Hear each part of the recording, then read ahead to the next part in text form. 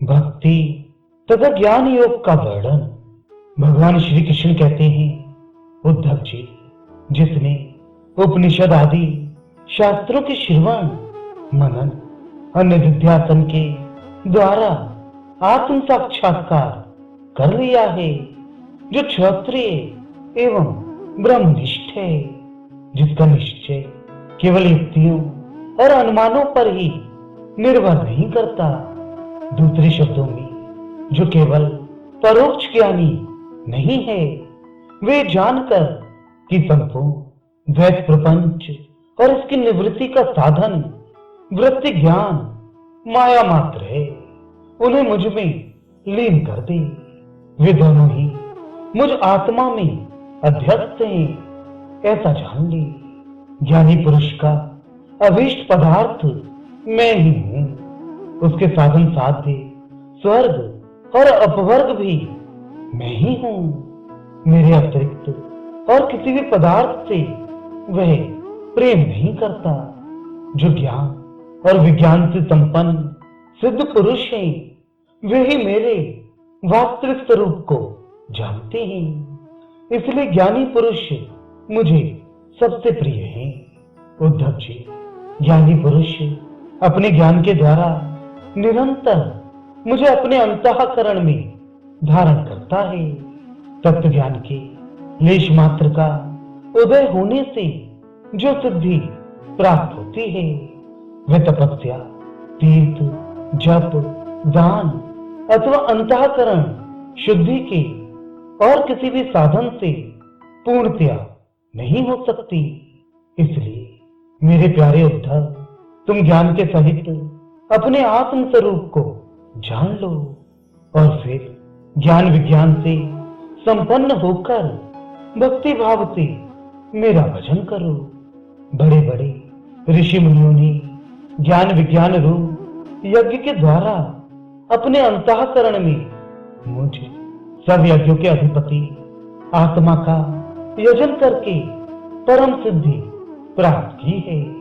उद्धव, आध्यात्मिक, आधिदैविक और आधि भौतिक इन तीन विकारों की समष्टि ही शरीर है और वह सर्वथा तुम्हारे आश्रित है।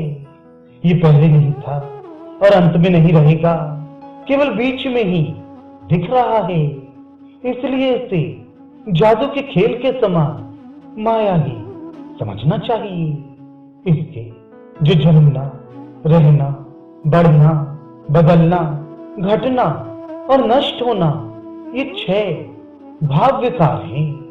इनसे तुम्हारा कोई संबंध नहीं है। यही नहीं, ये विकार उसके भी नहीं है, क्योंकि वह स्वयं असत है। असत वस्तु तो पहले नहीं थी, बाद में भी नहीं रहेगी, इसलिए बीच में भी उसका कोई अस्तित्व नहीं होता। उद्धव जी कहते हैं, विश्व रूप परमात्मन आप ही विश्व के स्वामी हैं। आपका यह वैराग्य और विज्ञान से युक्त सनातन एवं विशुद्ध ज्ञान जिस प्रकार सुदृढ़ हो जाए, उसी प्रकार मुझे स्पष्ट करके समझाइए और उस अपने भक्ति योग का भी वर्णन कीजिए, जिसे ब्रह्मा आदि महापुरुष भी ढूंढा करते हैं।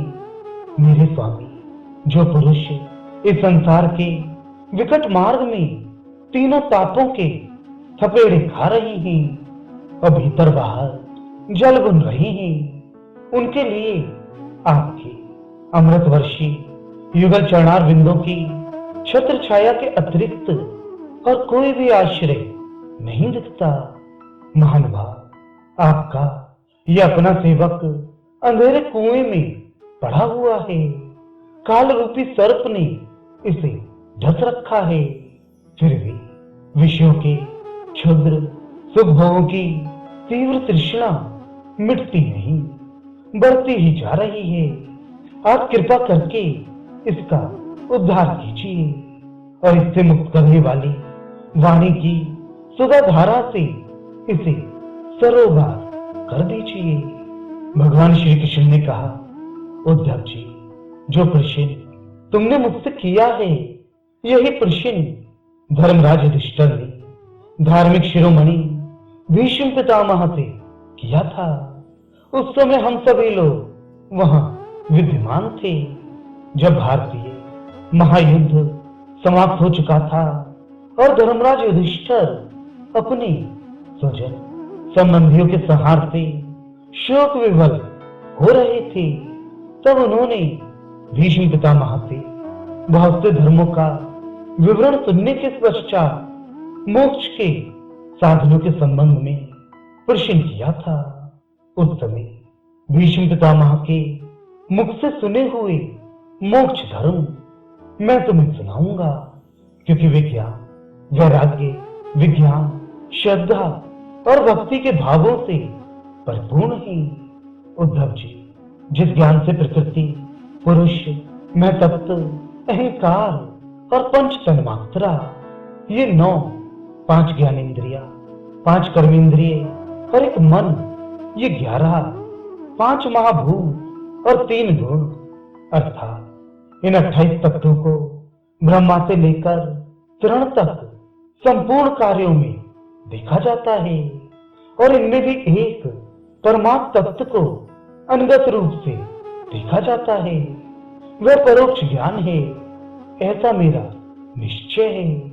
तब जिस एक तत्व से अनुगत एकात्मक तत्वों को पहले देखता था, उनको पहले के समान ना देखे, किंतु एक परम कारण ब्रह्म को ही देखे, तब यही निश्चित विज्ञान, अपरोक्ष ज्ञान कहा जाता है। इस ज्ञान और विज्ञान को प्राप्त करने की युक्ति यह है कि यह शरीर आदि जितने भी त्रिगुणात्मक सावयव पदार्थ हैं, उनकी स्थिति, उत्पत्ति और प्रलय का विचार करे। जो तत्व वस्तु सृष्टि के प्रारंभ में और अंत में कारण रूप से स्थित रहती है, वही मध्य में भी रहती है, और वही प्रतीयमान कार्य से प्रतीयमान कार्यांतर में अनुगत भी होती है। फिर उन कार्यों का प्रलय अथवा भाग होने पर उसके साक्षी एवं अधिष्ठान रूप से शेष रह जाती है। वही सत्य परमार्थ वस्तु है, ऐसा समझे। श्रुति, प्रत्यक्ष, महापुरुषों में प्रसिद्ध और अनुमान प्रमाणों में ये 4 मुख्य हैं।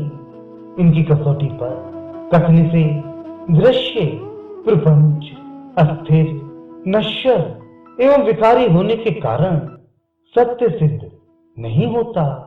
इसलिए विवेकी पुरुष इस विविध कल्पना रूप अथवा शब्द मात्र प्रपंच से विरक्त हो जाता है। विवेकी पुरुष को चाहिए कि वह स्वर्ग आदि फल देने वाले यज्ञ आदि कर्मों के परिणामी नश्वर होने के कारण ब्रह्मलोक पर्यंत स्वर्ग आदि सुख अदृष्ट को भी इस प्रत्यक्ष विषय सुख के ही समान अमंगल, दुखदायी एवं नाशवान समझे।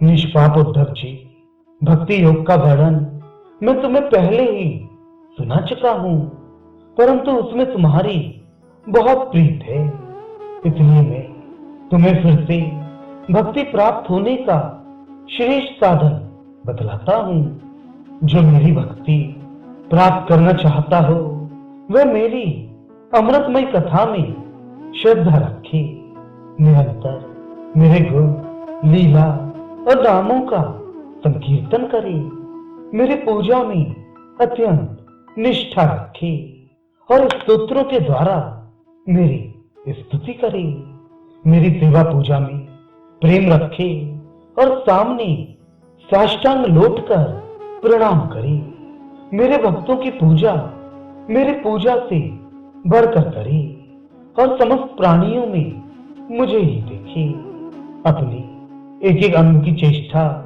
केवल मेरे लिए ही करे, वाणी से मेरे ही गुणों का गान करे और अपना मन भी मुझे ही अर्पित कर दे, तो वह सारी कामनाएं छोड़ दे। मेरे लिए धन, भोग और प्राप्त सुख का भी परित्याग कर दे, और जो कुछ यज्ञ, दान, हवन, जप, व्रत और तप किया जाए वह सब मेरे लिए ही करे। उद्धव जी, जो मनुष्य इन धर्मों का पालन करते हैं और मेरे प्रति आत्मनिवेदन कर देते हैं, उनके हृदय में मेरी प्रेममय भक्ति का उदय होता है, और जिसे मेरी भक्ति प्राप्त हो गई उसके लिए और किस दूसरी वस्तु का प्राप्त होना शेष रह जाता है। इस प्रकार के धर्मों का पालन करने से चित्त में जो सत्व गुण की वृद्धि होती है और वह शांत होकर आत्मा में लग जाता है, उस समय साधक को धर्म, ज्ञान, वैराग्य और ऐश्वर्य स्वयं ही प्राप्त हो जाते हैं। यह संसार विविध कल्पनाओं से भरपूर है। सच पूछो तो इसका नाम तो है, किंतु कोई वस्तु नहीं है। जब चित्त इसमें लगा दिया जाता है तब इंद्रियों के साथ साथ इधर उधर भटकने लगता है। इस प्रकार चित्त में रजोगुण की बाढ़ आ जाती है, वह असत वस्तु में लग जाता है और उसके धर्म, ज्ञान आदि तो लुप्त हो ही जाते हैं। वह अधर्म, अज्ञान और मोह का भी घर बन जाता है। उद्धव, जिसे मेरी भक्ति हो वही धर्म है, जिसे ब्रह्म और आत्मा की एकता का साक्षात्कार हो वही ज्ञान है। विषय से असंग निर्लेप रहना ही वैराग्य है, और अणमा आदि सिद्धियां ही ऐश्वर्य है।